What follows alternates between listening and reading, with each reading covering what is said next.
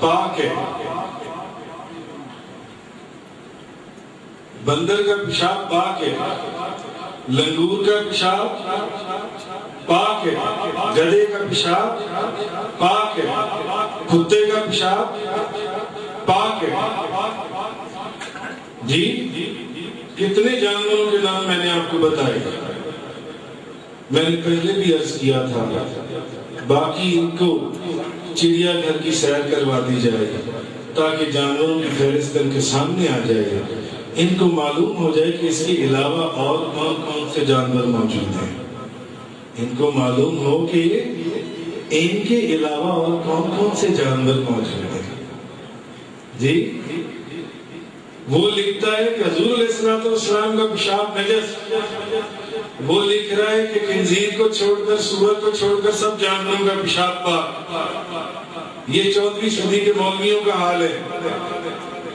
ہم ان کی بات مانیں گے یا ہم قاضی ایاز مالکی رحمۃ اللہ علیہ کی بات مانیں گے؟ وہ حضرت عائشہ صدیقہ تو یہ بتا ہے رضا عابدہ رضی اللہ تعالیٰ عنہ کی حدیث کو نقل کرنے کے بعد وہ فرماتی ہیں کہ حضور علیہ الصلوۃ والسلام کا گل و براز پاک ہے۔ امام بدر الدین عینی آپ امام اعظم ابو حنیفہ کا موقف ایک جگہ پر لکھتی ہیں، آپ فرماتی ہیں کہ امام اعظم ابو حنیفہ کے نزدیک بھی حضور علیہ السلام کے فضلات مبارکہ پاک اور طاہر ہیں۔ تو ہم امام بدر الدین عینی کی بات مانیں گے، قاضی ایاز مالکی کی بات مانیں گے، امام اعظم ابو حنیفہ کی بات مانیں گے، یا اس مولوی کی بات مانیں گے جو کہہ رہا ہے کہ حضور کا بول و براز جو ہے ناپاک ہے؟ امام اعظم ابو حنیفہ رضی اللہ تعالیٰ عنہ کے نزدیک حضور کے بول و براز پاک اور طاہر ہے، قاضی ایاز مالکی کے نزدیک طاہر ہے، اور امام بدر الدین عینی امام اعظم ابو حنیفہ کا قول لکھ رہے ہیں، ان کا موقف بیان کر رہے ہیں کہ حضور علیہ السلام اصل میں جب تک حضور علیہ السلام کی محبت نہیں نہ ہوگی دلوں کے اندر، حضور نبی پاک صلی اللہ علیہ وسلم اسلام کی جان، ایمان کی جان، اسلام کی جان اور ایمان کی جان حضور علیہ السلام کی محبت کے اندر ہے۔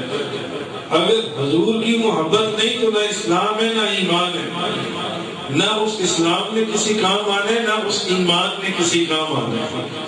اگر حضور نبی پاک صلی اللہ علیہ وسلم کی محبت نہیں تو نہ اس اسلام میں کام آنے نہ اس ایمان میں کام آنے۔ یہ محبت اور عشق ہے، یہ محبت اور عشق ہے۔ ایمان سلامت ہر کوئی مانگدا، عشق سلامت کوئی، ایمان سلامت ہر کوئی مانگدا، عشق سلامت کوئی، جس منزل تے عشق پہنچاوے، ایمان نو خبر نہ کوئی۔ اگر حضور علیہ السلام کی محبت نہیں ہے، اگر حضور کا عشق نہیں ہے تو پھر نہ ایمان کام آئے گا نہ اسلام کام آئے گا۔ حضور علیہ السلام کی محبت ہے تو ایمان بھی کام آئے گا، اسلام بھی کام آئے گا۔ یہ پھر اتنی گستاخیاں، ایک طرف محبت ہے دوسری طرف نفرت ہے، ایک طرف محبت ہے دوسری طرف نفرت ہے، ایک طرف احترام رسول ہے، ایک طرف اہانت رسول ہے، ایک طرف احترام رسول دوسری طرف اہانت رسول، ایک طرف محبت دوسری طرف نفرت ہے۔ ایسا تباہ کن حال اللہ ہمیں سے محفوظ فرمائے، اللہ ہمیں سے محفوظ فرمائے۔ تو ہم اس 14ویں صدی کے مولوی مولانا عبداللہ روکڑی کی بات کو نہیں مانیں گے جس نے لکھ دیا کہ حضور علیہ السلام کا پیشاب نجس ہے۔ ہم بات مانیں گے قاضی ایاز مالکی جنہوں نے شرح شفا شریف کے اندر فرمایا. ہم بات مانیں گے امام بدر الدین عینی کی. ہم بات مانیں گے امام اعظم ابو حنیفہ رضی اللہ تعالیٰ عنہ کی جنہوں نے کہا کہ حضور علیہ الصلوۃ والسلام کا پیشاب پاک اور طاہر ہے. صحابہ کرام نے تو حضور کے بول و برات سے تبرکات حاصل کیے. یہ جو دونوں میں نے مثالیں دی، دونوں حدیثیں سنائی، حضور نے حضرت برکہ کو یا حضرت ام ایمن کو یہ نہیں کہا کہ اے ام ایمن تم نے کیا نجس چیز کو پی لیا، تم نے کیا ناپاک چیز کو پی لیا، بلکہ دونوں کو بشارتیں سنا دی. فرمایا برکہ ام یوسف ہمیشہ ہمیشہ کے لیے شفا پا گئی. اے ام ایمن وہ ساری عمر تیرے پیٹ میں کبھی درد نہیں ہوگا، تیرے پیٹ میں کبھی درد نہیں ہوگا. جب حضور علیہ الصلوۃ والسلام نے فرمایا، قاضی ایاز مالکی نے اس کی سند دے دی، امام بدر الدین عینی امام اعظم ابو حنیفہ نے اس کی سند دے دی، تو پھر اس 14ویں صدی کے مولوی کی ہم بات مان جائیں؟ پھر ہم امتی ہیں. کر مصطفیٰ کی احانتیں اور کھلے بندوں اس پہ یہ جرتیں، کر مصطفیٰ کی احانتیں اور کھلے بندوں اس پہ یہ جرتیں کہ میں کیا نہیں ہوں محمدی، ارے ہاں نہیں، ارے ہاں نہیں، کہ میں کیا نہیں ہوں محمدی، ارے ہاں نہیں، ارے ہاں نہیں. ایک طرف محبت رسول کا مظاہرہ ہے، دوسری طرف احانت رسول کا مظاہرہ ہے. قاضی ایاز مالکی نے محبت رسول کا مظاہرہ کیا، امام بدر الدین عینی نے محبت رسول کا مظاہرہ کیا، امام اعظم ابو حنیفہ نے محبت رسول کا مظاہرہ کیا. ایک طرف محبت رسول کا مظاہرہ ہے، دوسری طرف احانت رسول کا مظاہرہ ہے. حضور علیہ الصلوۃ والسلام ایک مرتبہ اپنے دراز گوش کے اوپر سوار ہو کر کہیں تشریف لے جا رہے تھے. راستے میں انصار کی جماعت تھی، راستے میں انصار کی جماعت تھی. حضور نے کچھ دیر وہاں پر توقف فرمایا، حضور نے کچھ دیر وہاں پر توقف فرمایا، رکیا تو آپ کے دراز گوش نے پیشاب کر دیا. آپ کے دراز گوش نے پیشاب کر دیا.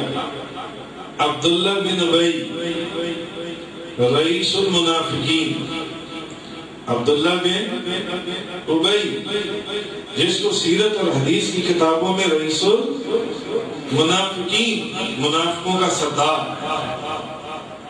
عبداللہ بن ابی اس نے وہ دیکھ رہا تھا کہ حضور کے دراز گوش نے پیشاب کر دیا. اس نے نفرت کے ساتھ، احانت کے ساتھ ایک دم ہاتھ اپنے ناک کے اوپر رکھ، ہاتھ اپنے ناک کے اوپر رکھ لیا. اب ایک طرف احانت رسول کا مظاہرہ ہے اور دوسری طرف محبت رسول کا، احترام رسول کا مظاہرہ ہے. حضرت ابن رواح رضی اللہ تعالیٰ آپ عبداللہ بن ابی کو دیکھ رہے تھے. آپ فوراً چیخے، آپ فرمانے لگے عبداللہ بن ابی، حضور علیہ الصلوۃ والسلام کے دراز گوش کا پیشاب تیرے مشک سے بہتر ہے. نعرہ تکبیر، نعرہ رسالت. ادھر احترام رسول کا مظاہرہ تھا، ادھر احانت رسول کا مظاہرہ تھا. عبداللہ بن ابی اس نے ناک کے اوپر ہاتھ رکھ لیا. عبداللہ حضرت ابن رواح ان سے یہ منظر دیکھا نہیں تھا. فرمانے لگے عبداللہ بن ابی، حضور علیہ الصلوۃ والسلام کے دراز گوش کا پیشاب تیرے مشک سے بہتر ہے. انوار رضا کے اندر مولانا شبنم کمال مظفر کوئی فرماتی ہیں، آپ فرماتے ہیں کیا معلوم جس نبی جس نبیوں کے سردار اللہ کے محبوب سے گلی کوچے مہک جاتے تھے، جس نبیوں کے سردار وہ جس گلی سے گزر جاتے گلی کوچے مہک جاتے تھے، کیا معلوم ان کی اس دراز گوش کے اوپر بیٹھنے کی وجہ سے اللہ نے اس دراز گوش کے پیشاب کی ماہیت کو ہی تبدیل کر دیا۔ مولانا شبنم کمال مظفر پوری فرماتے ہیں، حضرت انس رضی اللہ تعالیٰ عنہ فرماتے ہیں، آپ فرماتے ہیں صحابہ کرام جب حضور علیہ السلام کے در دولت پر تشریف لاتے نا، حضرت انس بن مالک فرما رہے ہیں صحابہ کرام جب حضور کے در دولت پر تشریف لاتے تو حضور علیہ السلام کے در اقدس کے اوپر اگر حضور کو نہ پاتے کہ حضور کہیں گئے ہوئے ہیں تو حضرت انس بن مالک فرماتے ہیں یہ ایک صحابی نہیں، دو صحابی نہیں، صحابہ کرام کا ہی یہ کام تھا کہ صحابہ کرام مدینہ طیبہ کی گلیوں میں نکل جاتے اور حضور کی خوشبو کے پیچھے پیچھے چلتے، حضور کی خوشبو کے پیچھے پیچھے چلتے اور خوشبو کے پیچھے پیچھے چلتے چلتے این اس گھر میں پہنچ جاتے جہاں حضور تشریف فرما ہوتے، جہاں حضور تشریف فرما ہوتے وہاں پہنچ جاتے۔ تو مولانا شبنم کمال مظفر کوئی فرماتے ہیں کیا معلوم اللہ تبارک و تعالیٰ نے حضور علیہ السلام کی اس دراز گوش کے اوپر بیٹھنے کی برکت سے اس کے پیشاب کی کیفیت کو تبدیل کر دیا، اس میں خوشبو پیدا کر دی کہ حضرت ابن رواح نے فرمایا اے عبداللہ بن ابی کہ حضور کے دراز گوش کا پیشاب تیرے مشک سے بہتر ہے۔ اور یہ عبداللہ بن ابی کون تھا؟